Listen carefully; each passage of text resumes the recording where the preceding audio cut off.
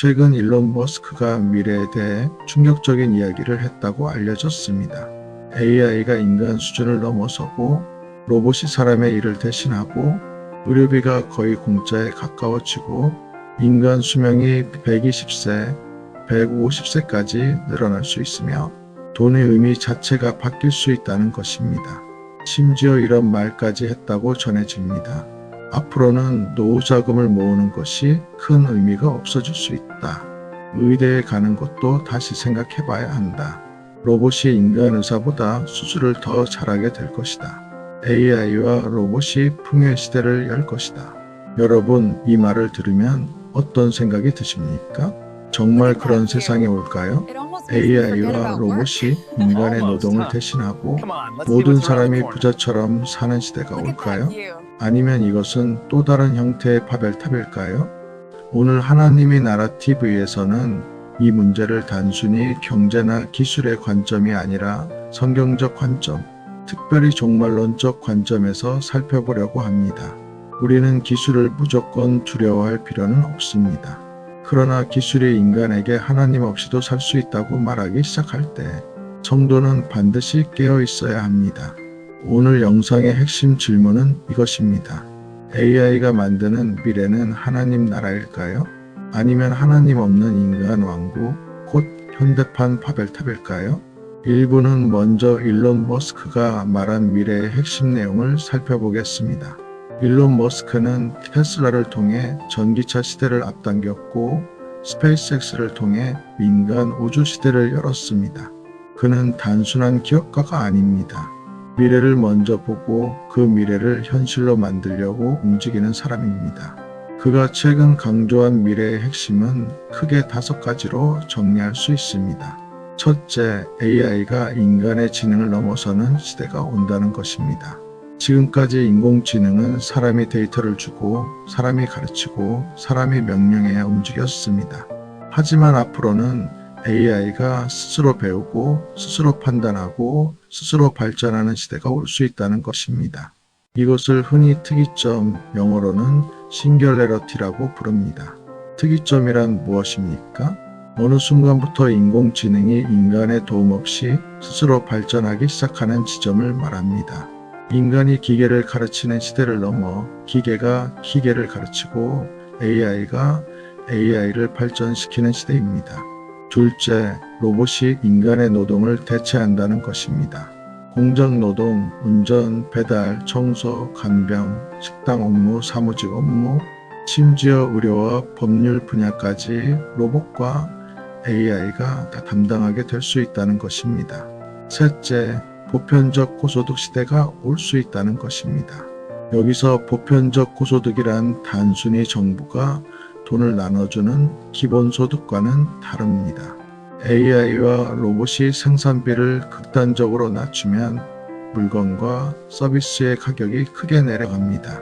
그러면 사람들이 지금보다 적은 돈으로 훨씬 많은 것을 누릴 수 있게 됩니다.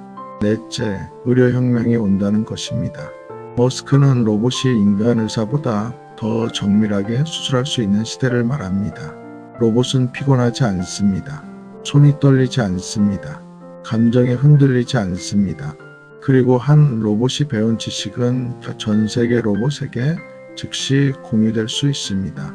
이 모든 것의 핵심은 전기와 에너지라는 것입니다. AI를 돌리려면 엄청난 전기가 필요합니다.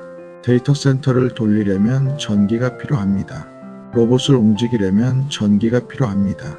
AI 시대의 핵심 자원은 석유만이 아니라 전기와 데이터가 됩니다. 여러분, 여기까지만 들으면 굉장히 놀라운 미래처럼 보입니다. 노동에서 해방된다. 질병에서 해방된다. 가난에서 해방된다. 수명도 길어진다. 물건과 서비스가 풍성해진다. 그런데 바로 여기서 성경적 질문을 던져야 합니다. 이것이 정말 하나님 나라입니까? 아니면 하나님 없이 인간이 만들려는 가짜 천국입니까? 2부에서는 성경은 이미 인간 문명의 방향을 보여주었다는 것입니다. 성경은 인간 문명의 흐름을 매우 깊이 있게 보여줍니다. 그 대표적인 사건이 바로 바벨탑 사건입니다. 창세기 11장 4절입니다. 또 말하되 자 성읍과 탑을 건설하여 그 탑 꼭대기를 하늘에 닿게 하여 우리 이름을 내고 온 지면에 흩어짐을 면하자 하였더니 바벨탑의 문제가 무엇이었습니까? 단순히 높은 건물을 지은 것이 문제가 아니었습니다. 건축 기술이 문제가 아니었습니다. 도시 문명이 문제가 아니었습니다. 진짜 문제는 이것이었습니다. 하나님 없이 인간 스스로 안전을 만들려 했다. 하나님 없이 인간 스스로 이름을 내려고 했다. 하나님 없이 인간 스스로 하나 된 세계를 만들려고 했다. 하나님 없이 인간 스스로 하늘에 닿으려 했다. 이것이 바벨의 정신입니다. 오늘날 AI와 로봇과 우주 개발과 생명 연장 기술도 마찬가지입니다. 기술 자체가 악한 것은 아닙니다. 의료 기술은 사람을 살릴 수 있습니다. AI는 질병을 분석하고 재난을 예측하고 복음 전파에도 사용될 수 있습니다. 로봇은 위험한 일을 대신하고 노약자를 도울 수 있습니다. 문제는 기술이 인간에게 이렇게 말할 때입니다. 이제 하나님이 없어도 된다. 우리가 죽음을 해결할 수 있다. 우리가 낙원을 만들 수 있다. 우리가 인간의 미래를 통제할 수 있다. 우리가 구원자가 될 수 있다. 그 순간 기술은 도구가 아니라 우상이 됩니다. 여러분, 성경에서 우상은 반드시 나무나 돌로 만든 형상만을 의미하지 않습니다. 하나님보다 더 의지하는 모든 것이 우상이 될 수 있습니다. 돈도 우상이 될 수 있습니다. 권력도 우상이 될 수 있습니다. 국가도 우상이 될 수 있습니다. 과학도 우상이 될 수 있습니다. 기술도 우상이 될 수 있습니다. AI 시대의 가장 큰 위험은 AI가 똑똑해지는 것이 아닙니다. 인간이 AI를 구원자로 믿게 되는 것입니다. 3부에서는 다니엘서가 말한 마지막 때의 특징을 보겠습니다. 다니엘서 12장 4절을 보겠습니다. 다니엘아 마지막 때까지 이 말을 간수하고 이 글을 봉함하라. 많은 사람이 빨리 왕래하며 지식이 더하리라. 이 말씀은 마지막 때의 특징을 보여줍니다. 첫째, 사람들이 빨리 왕래합니다. 둘째, 지식이 더해집니다. 오늘날 우리는 이 말씀의 분위기를 매우 현실적으로 보고 있습니다. 사람들은 비행기를 타고 하루 만에 지구 반대편으로 갑니다. 인터넷을 통해 전 세계가 실시간으로 연결됩니다. 스마트폰 하나로 지식과 뉴스와 금융과 의료 정보에 접근합니다. 그리고 이제는 AI가 등장했습니다. AI는 단순히 정보를 검색하는 도구가 아닙니다. 정보를 분석합니다. 예측합니다. 판단합니다. 글을 씁니다. 그림을 그립니다. 음악을 만듭니다. 코드를 짭니다. 사람의 말투를 흉내냅니다. 사람처럼 대화합니다. 이것은 지식이 더하리라는 시대적 흐름과 깊이 연결됩니다. 물론 다니엘서 12장 4절이 직접적으로 챗GPT나 휴머노이드 로봇을 예언했다고 단정할 수는 없습니다. 그러나 마지막 때의 지식과 이동과 정보학, 통제가 급속도로 확장될 것이라는 성경적 분위기와는 분명히 맞닿아 있습니다. 여기서 우리가 분별해야 할 것이 있습니다. 지식이 많아진다고 해서 인간이 거룩해지는 것은 아닙니다. 정보가 많아진다고 해서 인간이 진리를 사랑하는 것은 아닙니다. 기술이 발전한다고 해서 인간의 죄성이 사라지는 것은 아닙니다. 오히려 죄인의 손에 강력한 기술이 들어가면 그 죄성은 더 빠르고 더 넓게 확산될 수 있습니다. 그래서 마지막 때의 문제는 지식 부족이 아닙니다. 진리 부족입니다. 정보는 넘치지만 진리는 희귀합니다. 데이터는 넘치지만 지혜는 부족합니다. 기술은 발전하지만 경외심은 사라집니다. 잠언 9장 10절은 말합니다.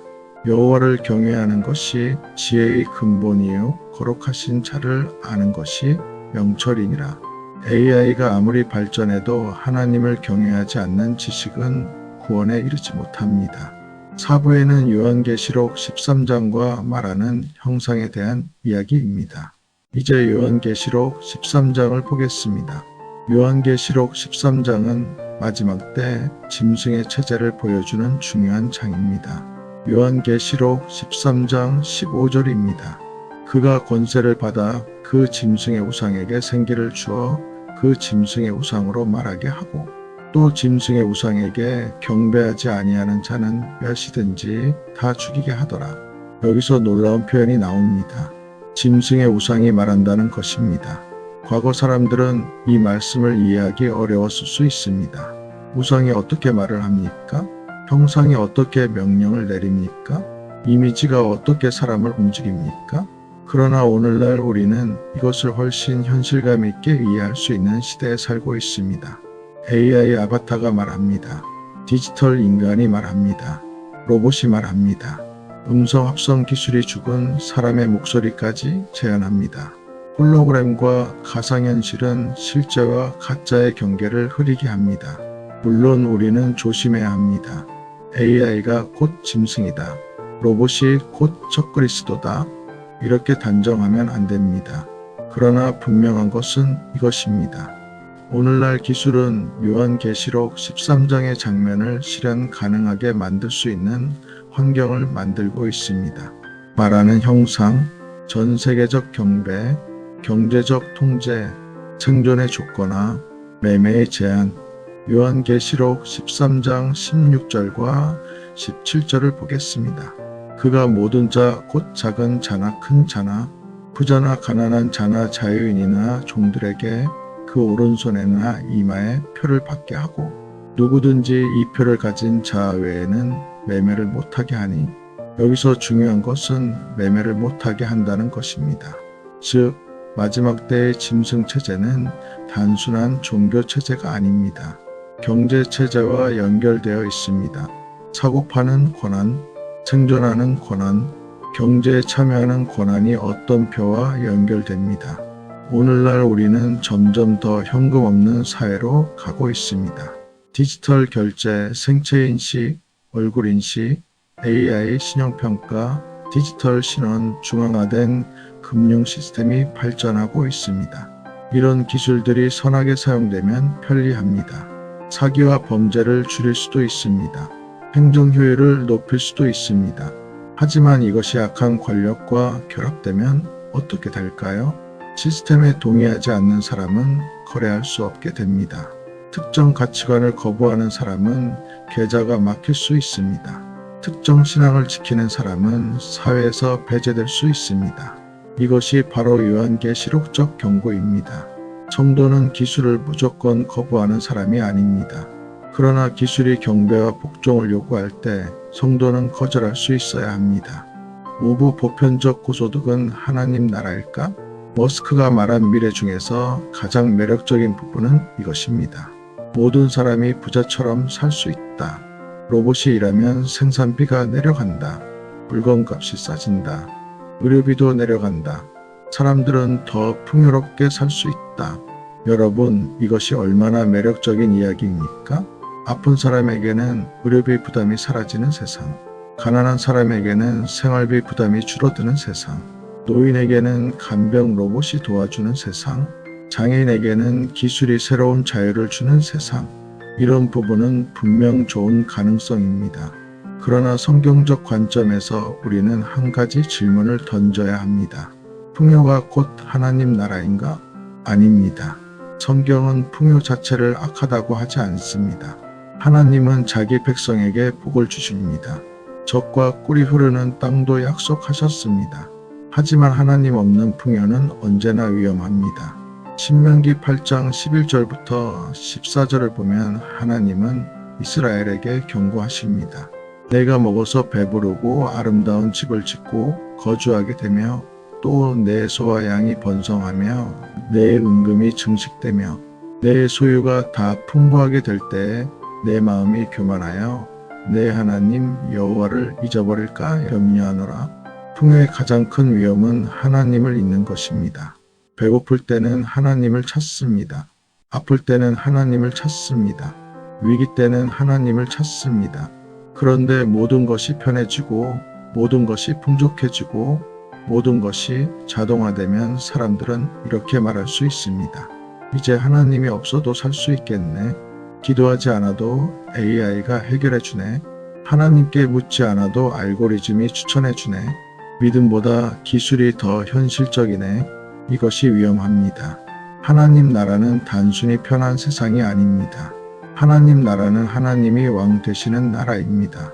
로봇이 일한다고 하나님 나라가 되는 것이 아닙니다. 물가가 내려간다고 하나님 나라가 되는 것이 아닙니다. 수명이 길어진다고 하나님 나라가 되는 것이 아닙니다. 하나님이 통치하셔야 하나님 나라입니다. 마태복음 6장 33절입니다.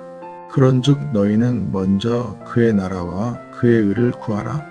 우리가 구해야 할 것은 먼저 AI 시대의 성공이 아닙니다. 먼저 투자 수익도 아닙니다. 먼저 기술 적응도 아닙니다. 먼저 그의 나라와 그의 의입니다. 6부 거짓 평안과 거짓 안전. 데살로니가전서 5장 3절을 보겠습니다. 그들이 평안하다 안전하다 할 그때 임신한 여자에게 해산의 고통이 이름과 같이 멸망이 갑자기 그들에게 이르리니 결코 피하지 못하리라.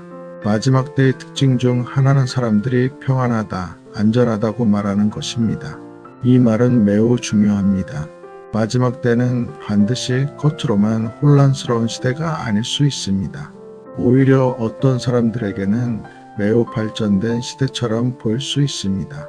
AI가 질병을 고칩니다. 로봇이 일을 대신합니다. 디지털 시스템이 범죄를 줄입니다. 세계 정부가 전쟁을 막겠다고 합니다. 경제 시스템이 모든 사람에게 기본 생활을 보장하겠다고 합니다. 사람들은 말할 수 있습니다. 이제 인류는 안전하다. 이제 기술이 우리를 구원한다. 이제 종교는 필요 없다. 이제 인간이 스스로 낙원을 만들 수 있다. 그러나 성경은 말합니다. 그들이 평안하다, 안전하다 할 그때 멸망이 갑자기 온다. 왜 그렇습니까? 하나님 없는 평안은 참 평안이 아니기 때문입니다. 그리스도 없는 안전은 참 안전이 아니기 때문입니다. 회개 없는 번영은 심판을 늦추는 것이 아니라 심판을 쌓는 것이 될 수 있기 때문입니다. 예수님은 요한복음 14장 27절에서 말씀하셨습니다. 평안을 너희에게 끼치노니 곧 나의 평안을 너희에게 주노라. 내가 너희에게 주는 것은 세상이 주는 것과 같이 아니하니라. 세상이 주는 평안이 있습니다. 돈이 주는 평안입니다. 기술이 주는 평안입니다. 보험이 주는 평안입니다. 국가 시스템이 주는 평안입니다. 그러나 예수님이 주시는 평안은 다릅니다. 세상이 흔들려도 사라지지 않는 평안, 몸이 약해져도 사라지지 않는 평안, 경제가 무너져도 사라지지 않는 평안, 죽음 앞에서도 사라지지 않는 평안입니다. AI 시대의 성도는 이 평안을 붙들어야 합니다. 7부 의대 가지 말라는 말을 성경적으로 어떻게 볼 것인가? 머스크는 로봇이 인간 의사보다 수술을 더 잘할 수 있는 시대를 말했습니다. 앞으로 의료 분야가 크게 바뀔 가능성은 분명히 있습니다. AI가 영상 판독을 돕고 로봇이 정밀 수술을 돕고 유전자 분석이 질병 예측을 돕고 맞춤형 치료가 발전할 수 있습니다. 하지만 여기서 의대 가지 말라는 식으로 단정하는 것은 성경적으로도 현실적으로도 조심해야 합니다. 성경은 의술 자체를 부정하지 않습니다. 골로새서 4장 14절에는 이런 말씀이 있습니다. 사랑을 받는 의사 누가와 또 데마가 너희에게 문안하느니라. 누가는 의사였습니다. 그리고 하나님은 그를 사용하셔서 누가복음과 사도행전을 기록하게 하셨습니다. 의학은 하나님이 주신 일반은 종의 영역입니다. 사람의 몸을 연구하고 병을 치료하고 고통을 줄이는 일은 귀한 일입니다. 다만 앞으로 의사의 역할은 바뀔 수 있습니다. 미래의 의사는 단순히 지식을 많이 암기하는 사람이 아니라 AI를 다루고 로봇을 감독하고 생명윤리를 판단하고 환자의 마음을 이해하는 사람이 되어야 할 것입니다. 로봇은 수술할 수 있습니다. 하지만 환자의 두려움을 품어줄 수는 없습니다. AI는 진단할 수 있습니다. 하지만 죽음 앞에 선 사람에게 영원한 소망을 줄 수는 없습니다. 기계는 몸을 다룰 수 있습니다. 하지만 영혼을 구원할 수는 없습니다. 그러므로 성도는 이렇게 말해야 합니다. 의대가 끝났다가 아닙니다. 의료도 하나님 앞에서 새롭게 재정의되어야 한다입니다. 의료계에 있는 성도들은 더 중요한 시대를 맞이할 수 있습니다. 왜냐하면 기술이 발전할수록 생명윤리, 인간 존엄, 영혼 돌봄의 중요성은 더 커지기 때문입니다. 8부 수명 연장과 영생의 차이. 머스크는 인간이 120세, 150세까지 살 수 있는 미래를 말합니다. 실제로 과학자들은 노화 연구, 유전자 치료, 세포 재생, 장수 기술에 많은 관심을 가지고 있습니다. 사람이 오래 사는 것은 나쁜 것이 아닙니다. 성경에서도 장수는 하나님의 복으로 표현될 때가 있습니다. 시편 91편 16절입니다. 내가 장수함으로 그를 만족하게 하며 나의 구원을 그에게 보이리라. 그러나 성경은 분명히 말합니다. 히브리서 9장 27절입니다. 한 번 죽는 것은 사람에게 정해진 것이요 그 후에는 심판이 있으리니 인간이 100세를 살든 120세를 살든 150세를 살든 결국 죽음의 문제를 피할 수 없습니다. 수명 연장은 영생이 아닙니다. 영생은 오래 사는 것이 아니라 하나님과 함께 사는 것입니다. 영생은 생물학적 시간이 늘어나는 것이 아니라 예수 그리스도 안에서 새 생명을 얻는 것입니다. 요한복음 17장 3절입니다. 영생은 곧 유일하신 참 하나님과 그가 보내신 자 예수 그리스도를 아는 것입니다. 여러분, 기술은 수명을 늘릴 수 있을지 모릅니다. 그러나 죄를 씻을 수는 없습니다. AI는 질병을 분석할 수 있을지 모릅니다. 그러나 인간의 죄책을 해결할 수는 없습니다. 로봇은 심장을 수술할 수 있을지 모릅니다. 그러나 굳어진 마음을 새롭게 할 수는 없습니다. 죽음을 이기신 분은 AI가 아닙니다. 죽음을 이기신 분은 예수 그리스도입니다. 고린도전서 15장 55절입니다. 사망아 너의 승리가 어디 있느냐? 사망아 내가 쏘는 것이 어디 있느냐? 이것이 복음입니다. 성도의 소망은 오래 사는 데 있지 않습니다. 성도의 소망은 부활에 있습니다. 9부에서는 전기, 데이터, 에너지 마지막 시대의 권력에 대해서 이야기하겠습니다. 머스크가 강조한 것 중 매우 중요한 것이 있습니다. 바로 전기입니다. AI 시대에는 전기가 곧 권력입니다. 전기가 있어야 데이터 센터가 돌아갑니다. 데이터 센터가 돌아가야 AI가 작동합니다. AI가 작동해야 로봇과 자동화 시스템이 움직입니다. 로봇이 움직여야 새로운 경제가 작동합니다. 그러므로 앞으로 에너지 인프라는 단순한 산업 문제가 아닙니다. 세계 권력의 핵심이 될 수 있습니다. 과거에는 석유를 가진 나라가 강했습니다. 앞으로는 전기, 반도체, 데이터 센터, AI 모델, 클라우드 인프라를 가진 세력이 강해질 것입니다.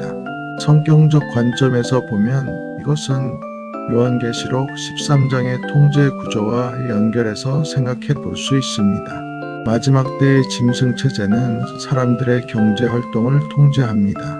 그런데 경제 활동을 통제하려면 무엇이 필요합니까? 신원 정보가 필요합니다. 금융망이 필요합니다. 통신망이 필요합니다. 감시망이 필요합니다. 데이터가 필요합니다. 그리고 그 모든 것을 작동시키는 에너지가 필요합니다. 오늘날 세계는 점점 더 연결되고 있습니다. 은행, 병원, 학교, 정보, 교통, 쇼핑, 예배, 인간관계까지 디지털 시스템 안으로 들어가고 있습니다. 편리합니다. 빠릅니다. 효율적입니다. 그러나 동시에 위험합니다. 한번 시스템이 악한 권력에 의해 장악되면 사람은 그 시스템 없이는 살 수 없게 됩니다.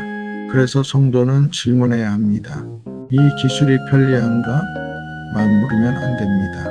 이 기술이 누구에게 권력을 집중시키는가를 물어야 합니다. 이 시스템이 효율적인가? 맞물으면 안 됩니다. 이 시스템이 양심과 신앙의 자유를 지켜주는가를 물어야 합니다. 10부에서는 요한계시록 18장과 풍요한 바벨론입니다. 요한계시록 18장에는 큰 바벨론이 등장합니다.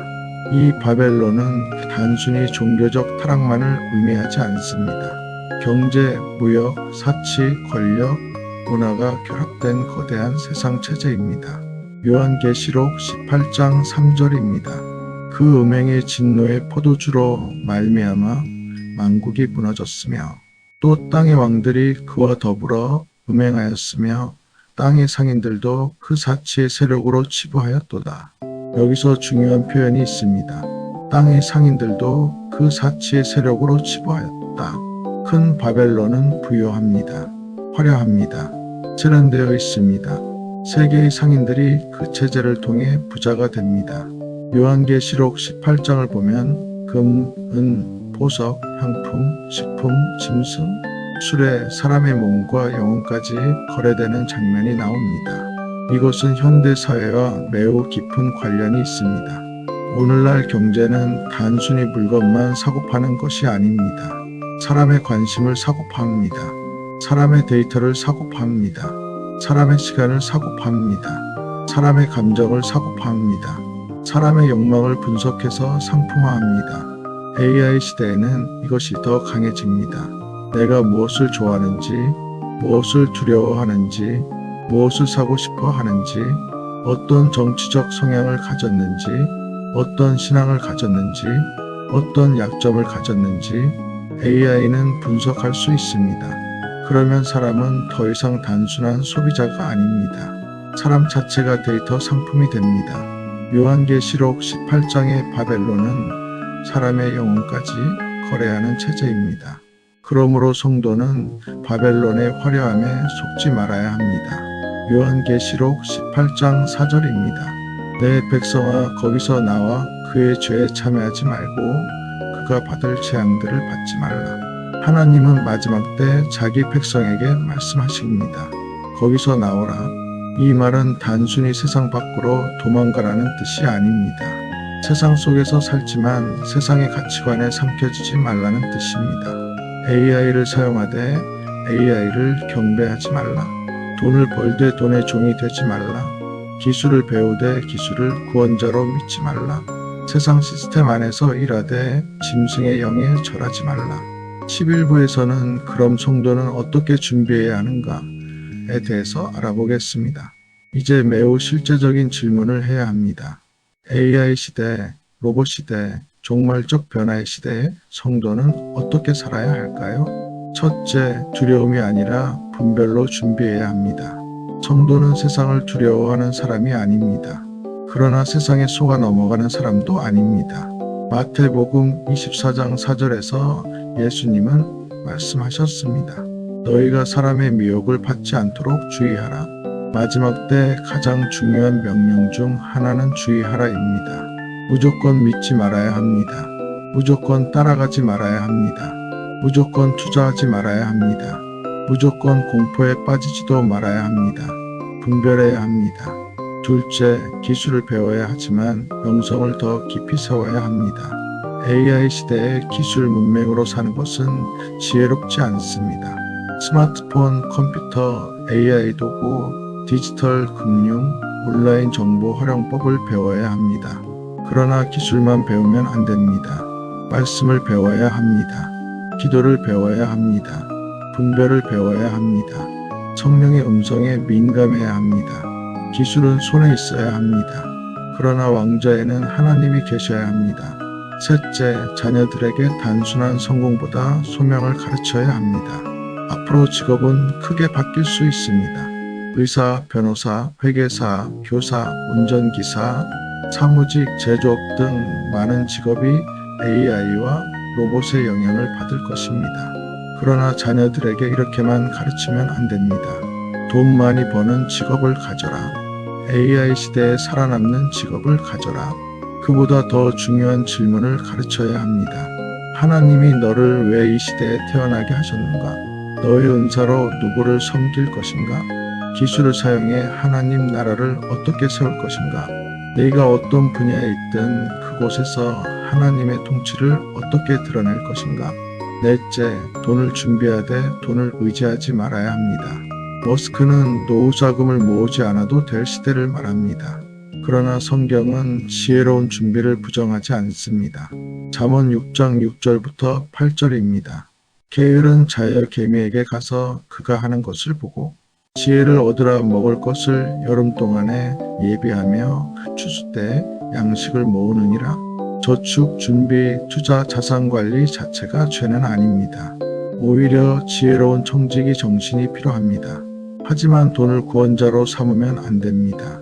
디모데전서 6장 17절입니다. 정함이 없는 재물에 소망을 두지 말고 오직 우리에게 모든 것을 후히 주사 누리게 하시는 하나님께 두라. 성경적 재정관은 이것입니다. 준비하라. 그러나 의지하지 말라. 관리하라. 그러나 숭배하지 말라. 투자하라. 그러나 탐욕에 끌려가지 말라. 다섯째, 교회는 AI 시대의 피난처가 되어야 합니다. 앞으로 사람들은 더 외로워질 수 있습니다.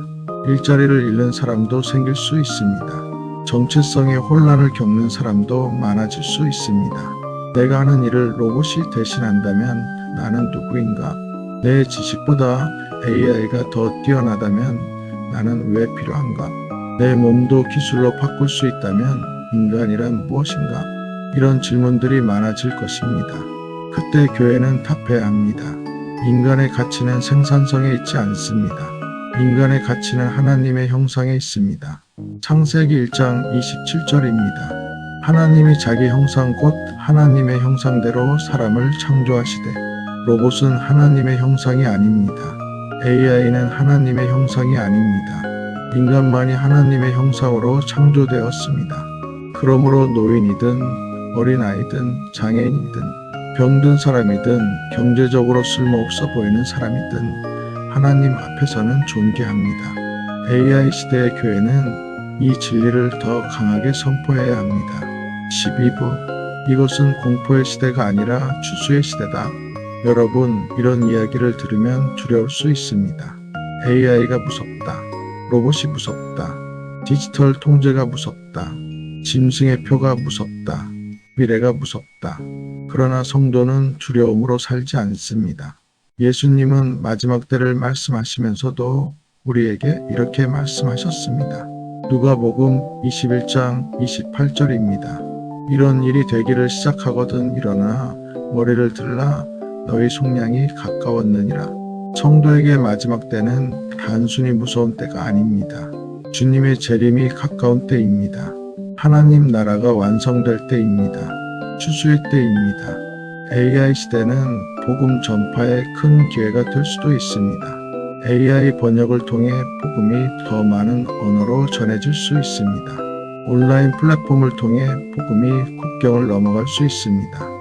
기술을 통해 성경 교육과 제자 훈련이 확장될 수 있습니다. 외로운 사람들에게 복음의 메시지가 더 빠르게 전달될 수 있습니다. 그러므로 우리는 기술을 무조건 악마화해서도 안 됩니다. 그러나 무조건 숭배해서도 안 됩니다. 성도의 태도는 이것입니다. 사용하되 절하지 않는다. 배우되 속지 않는다. 참여하되 구별된다. 미래를 준비하되 소망은 그리스도께 준다. 이제 결론입니다. 머스크의 미래와 성경의 미래 이야기를 정리해 보겠습니다. 일론 머스크가 말하는 미래는 매우 놀랍습니다. AI가 인간 지능을 넘어서고 로봇이 노동을 대신하고 의료가 혁명적으로 바뀌고 수명이 길어지고 에너지와 전기가 세계 권력의 핵심이 되고 경제 구조가 완전히 바뀔 수 있다는 것입니다. 이것은 분명 우리가 주목해야 할 변화입니다. 그러나 성경은 우리에게 더 깊은 질문을 던집니다. 그 미래의 왕은 누구인가? 그 풍요의 중심에는 하나님이 계신가? 그 통합은 성령 안의 하나됨인가? 짐승 체제 아래의 통제인가? 그 생명 연장은 영생인가? 죽음을 잠시 미루는 기술인가? 그 평안은 그리스도의 평안인가? 세상이 주는 것이 안전인가? 여러분, 기술은 구원자가 아닙니다.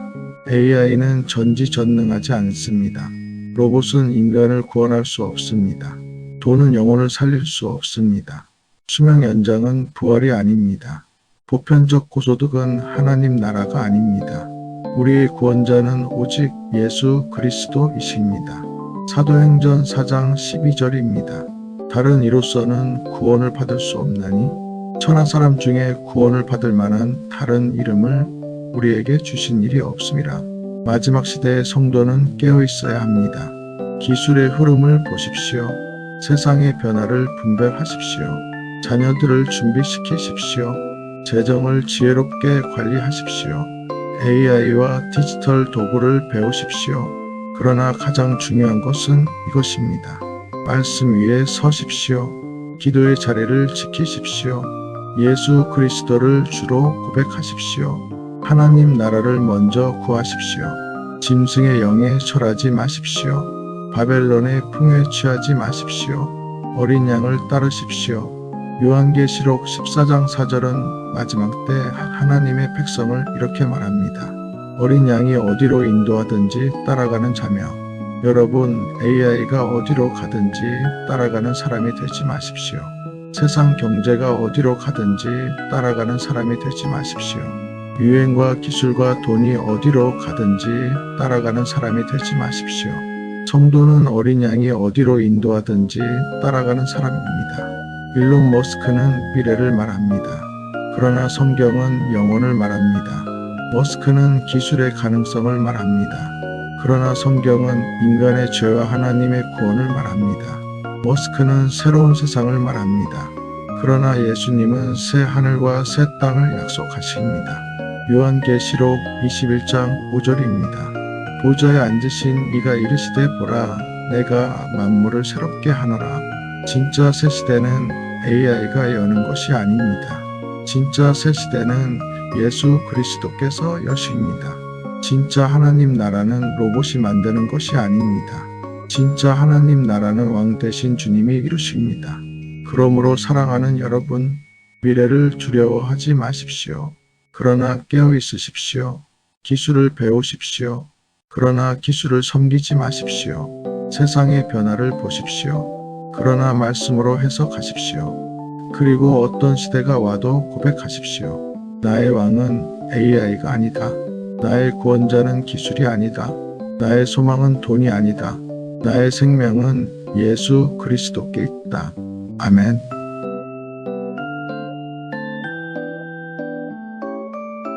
오늘 영상이 유익하셨다면 구독과 좋아요로 함께 해주세요. 하나님의 나라 TV는 마지막 시대를 두려움이 아니라 말씀으로 분별하고 이 땅 가운데 하나님의 나라를 세워가는 성도들을 세우기 위해 이 콘텐츠를 제작하고 있습니다. 댓글로 여러분의 생각도 남겨주세요. AI 시대를 우리는 어떻게 준비해야 할까요? 기술 발전을 성경적으로 어떻게 분별해야 할까요? 함께 나누고 함께 깨어있기를 원합니다. 오늘도 하나님의 나라를 먼저 구하는 하루 되시길 축복합니다. 샬롬.